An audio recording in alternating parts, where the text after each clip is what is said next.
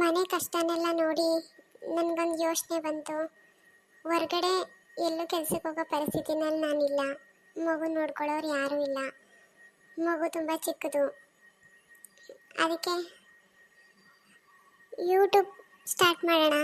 ಎಂತೆಂಥ ಕಷ್ಟದಲ್ಲಿರೋರಿಗೆಲ್ಲ ನಮ್ಮ ಜನ ಸಹಾಯ ಮಾಡಿದ್ದಾರೆ.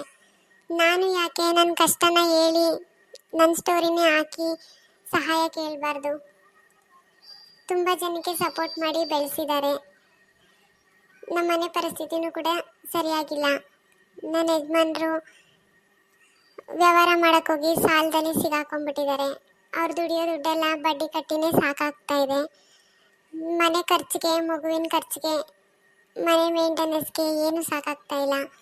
ನಾನು ಇವಾಗ ಕೆಲಸಕ್ಕೆ ಹೋಗೋ ಸ್ಥಿತಿನಲ್ಲಿಲ್ಲ. ತುಂಬ ಕಷ್ಟದಲ್ಲಿದ್ದೀನಿ. ನನ್ನ ಚಾನಲ್ನ ಸಬ್ಸ್ಕ್ರೈಬ್ ಮಾಡಿ. ನನ್ನ ಚಾನಲ್ ಬೆಳವಣಿಗೆಗೆ ನೀವು ನನಗೆ ಸಹಾಯ ಮಾಡಿದ್ರೆ ನನ್ನ ಮಗುನ ಸಾಕೋದಕ್ಕೆ ನನಗೊಂದು ಧೈರ್ಯ ಸಿಗುತ್ತೆ ನಿಮ್ಮಿಂದ. ನನ್ನ ವೀಡಿಯೋಸ್ ಇಷ್ಟ ಆದಲ್ಲಿ ಒಂದು ಲೈಕ್ ಮಾಡಿ ನನಗೆ ಸಪೋರ್ಟ್ ಮಾಡಿ ಅಂತ ಕೇಳ್ಕೊತೀನಿ. ಧನ್ಯವಾದಗಳು. ಈ ನನ್ನ ನಿಜವಾದ ಕಥೆನ ಈ ಎಪಿಸೋಡ್ಗೆ ಮುಗಿಸ್ತಾ ಇದ್ದೀನಿ.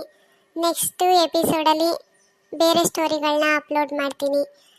ಚಾನಲ್ನ ಸಬ್ಸ್ಕ್ರೈಬ್ ಮಾಡಿಕೊಂಡು ನೋಡಿ ಸಪೋರ್ಟ್ ಮಾಡಿ ಅಂತ ಕೇಳ್ಕೊತೀನಿ.